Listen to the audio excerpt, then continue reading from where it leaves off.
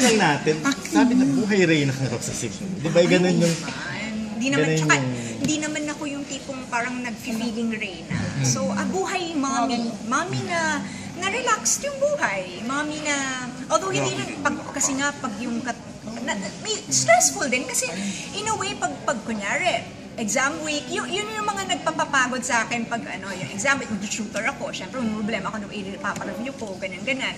Yung pagiging mommy talaga. Pero other than that, kung sabihin, wala, kumbaga, relaxed ako yung buhay ko.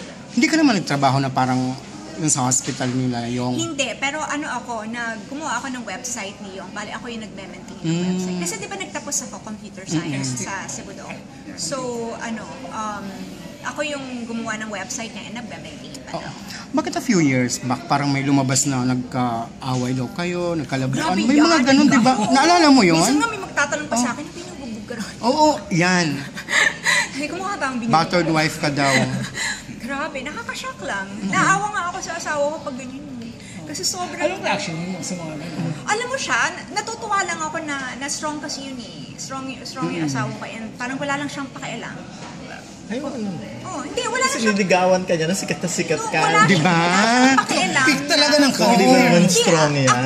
Ako yung apektado pag may lumalabas sa ganyan. Siya, parang sabi, kasi nga, naiinis ako kasi pinapalabas nilang masama when sobrang alaga ako sa Cebu and sobrang hanap kaya noon.